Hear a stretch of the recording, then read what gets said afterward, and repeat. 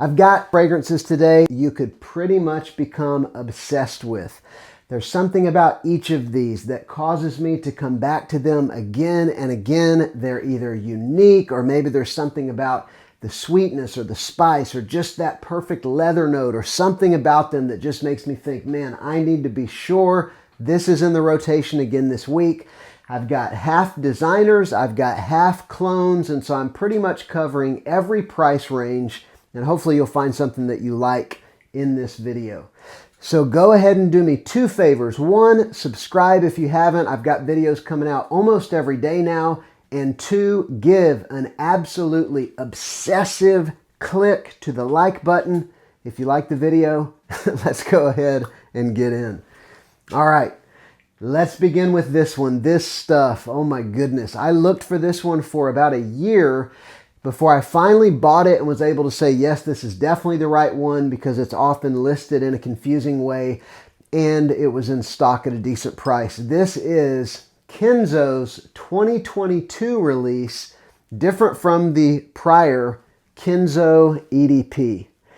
This is such a beautiful, unique, powerful fragrance. This is one that will last on my clothes for a week or two or three. It's one that will last on your skin all day and then into the next day. And what it is an absolutely beautiful aquatic blue marine type fragrance, kind of like a blue fragrance with a powerful leather note, like a naturalistic leather note. An aquatic leather fragrance. As soon as I heard that, like a sweet aquatic with a dominant leather note, I said, sign me up. And again, it took me about a year to get a hold of it, but it was so worth it. This stuff is just so impressive and one that you could really become obsessed with. Kenzo EDP, just be sure to get the 2022 version if you want the aquatic leather fragrance. The next one's a clone, and this is one that I have, since I picked it up, I have gone back to it over and over again. It just smells so good, and I now know why the original is so beloved, even though somehow I never got to smell the original. I'm talking about this one right here, Fragrance World's Nazai Silver. This is a dupe of Boss Bottled Intense, and it is this warm, spicy, sweet, kind of fuzzy textured apple, cinnamon spice fragrance. There's a good bit of fruitiness, not only apple in the opening, but the apple is the standout. And then you've got an array of spices. You've got some cinnamon and some other of those sort of hot textured spicy notes. And there's this fuzzy texture in the opening that, again, I just really love. This stuff is great. Nazai Silver from Fragrance World. This next one's a designer, but this might surprise you. This is a cheapie, like an ultra cheapie, but I just got a hold of it. This is one that smells like Xerjoff Naxos and shaving cream. I'm talking about this one right here. You'll already know it if you know it. Bogart Pour Homme. I think I paid $22 with shipping from Amazon. I got it about maybe 4 or 5 days ago. I have worn it every evening since I got it. And it smells like, you know, a dumbed down Xerjoff Naxos. Not obviously as complex or high quality, but the same sort of warm, sweet, honeyed tobacco kind of a feel. But then it's got this aromatic barbershop layered on top of it. It reminds me literally of the smell of like old-fashioned shaving cream and Xerjoff Naxos right under it. It's just such a cool fragrance. So inexpensive that it's kind of you could throw it in your car or gym bag, although probably not the best gym fragrance, and just kind of have it on hand because it always smells good, and one that I don't think I'll ever get tired of. Again, Bogart Pour Homme. One of those that's been on my list for years. I just forgot about it. Never picked it up till recently. This next one, this is an oud fragrance, a $30 dupe that I've been so impressed with, even though I hate the cap. This is Emperor's Metropolis 9th Avenue, and it is a dupe of Bond No. 9 Nomad. Nomad is a mass-pleasing rose oud fragrance. And it has that rose oud very distinctively, but it's got a lot of sweet fruitiness, and there's some leather in here. There's something in it. I actually wore it today. I went to the movies with my family, and before I sprayed something else on, it was performing well for a good 6 or 7 hours before I doused myself with some red tobacco. So really great fragrance. It's just so appealing. The sweetness in the opening and the mid is just so good, and the way the rose oud comes across, I don't even think anyone would ever smell this and think that it's a funky oud or something like that. It's just mass pleasing across the board, perfect for the winter and for the cold weather. Again, Metropolis 9th Avenue from Emperor.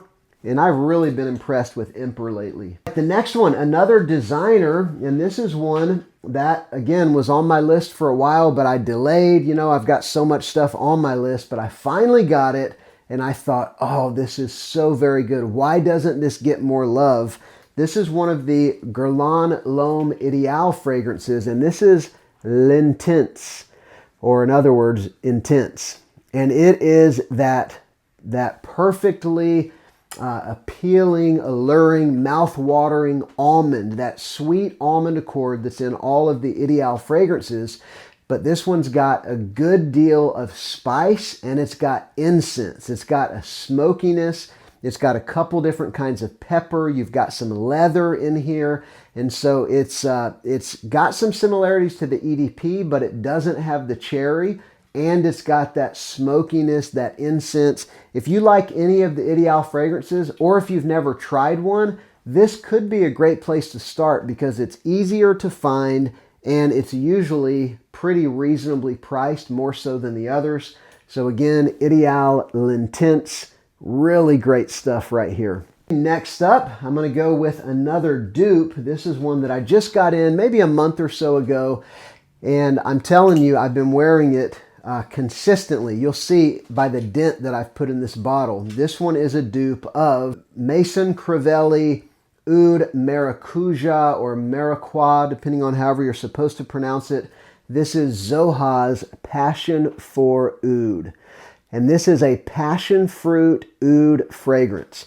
It's got oud, it's got leather, it's got some saffron, it's got some patchouli, so quite a bit of darkness in the mid and the base, which really comes off as sort of like a dark, inky vibe. This is a different kind of fragrance. It's for fragrance enthusiasts and probably not for everybody.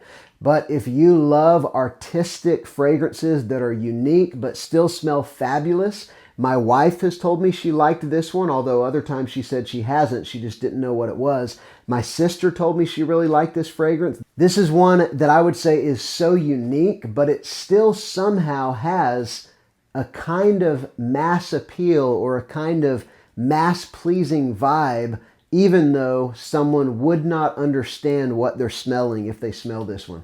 Passion fruit and sweet, dark, inky oud. Passion for Oud from Zoha. This is one that is a wonderful twist, a wonderful take on one of the Issey Miyake fragrances, Nuit d'Issey, and this is Nuit d'Issey Parfum.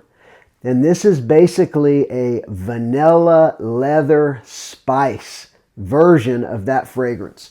So it's got that woody Nuit d'Issey kind of foundation, but they put a good dose of vanilla and a whole lot of spice. There's a couple kinds of pepper, and then there's a good bit of leather. To me, this comes across first as a spicy leather fragrance, then vanilla, then wood, something like that. This stuff is so very good. It's one of those transparent, airy fragrances that lasts a very long time that you'll probably go nose blind to, but man, it's so good. Another one of these Emperor fragrances, another one of the dupes of a Bond No. 9 scent. This one's a clone of Lafayette Street, and this one is Rock Street. And so this one is a floral fragrance that's got a good bit of spice and a good bit of sweetness. There's something about this one, strangely enough, that reminds me a little bit of the Boss Bottled DNA, the Boss Bottled Intense DNA that I mentioned earlier.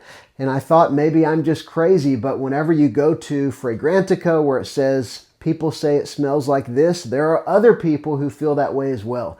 Now, they're not the same fragrance, but there is an apple note in the opening as well as a good burst of fruitiness There's some florals giving it a good bit of lift, and then there's a good bit of spice as well.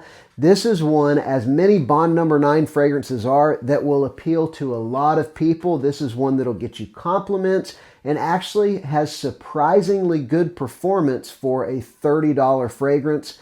Again, this one's an alternative to Lafayette Street from Bond Number 9. This is Rock Street from Emperor Metropolis.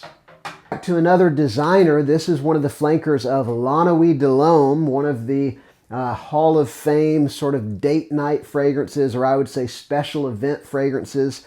This one is La Nuit de l'Homme Le Parfum. I saw Ross on TLTG talk about this and say it was his favorite flanker of La Nuit de l'Homme. That was probably a couple years ago. I think he did a list where he went through all the flankers. Put it on my list and finally picked it up maybe 6 months ago or so, and I totally get it. I understand why he loves this one so much. It's similar to the other La Nuit de l'Homme fragrances, no surprise there. But instead of having that powdery cardamom in the opening, this one actually has black pepper in the opening. And specifically, it's got some black pepper, some anise, bergamot, then fruity notes, lavender and labdanum, and then in the base you've got vanilla, patchouli, and vetiver. And so there's a decent amount of sweetness, but there's also a good kind of aromatic, fresh, spicy kind of a feel to this one. It's got a good bit of elegance. This is one that I don't know if an 18-year-old would love, but if you want something that's going to have that special kind of a special events kind of a feel, like this is something you wear maybe only once a month when you're going out and you really want to look your best. It's got that kind of a high class vibe, if you know what I mean. So again, La Nuit de l'Homme Le Parfum. The last one in the video. This is one that I've had now for a couple years. It was my first Fragrance World fragrance and I still love it. I still wear it regularly, considering how many fragrances I have. This one still gets worn about once a month. I'm talking about Starman Nebula, and this one's a dupe of Mugler's Pure Malt. So it's kind of their take on that boozy, spicy, aromatic Amen flanker. I don't get a lot of booziness from this one, but what I do get is a nice fruity burst in the opening. Then you get some warm spiciness, and then you get that aromatic, dark foundation that you get in many of the Amen flankers, including the original Amen. So if you're just looking for a great, inexpensive fall spicy fragrance, this would be one of my #1 recommendations, hands down. This stuff is, again, something you could become obsessed with if you're not careful.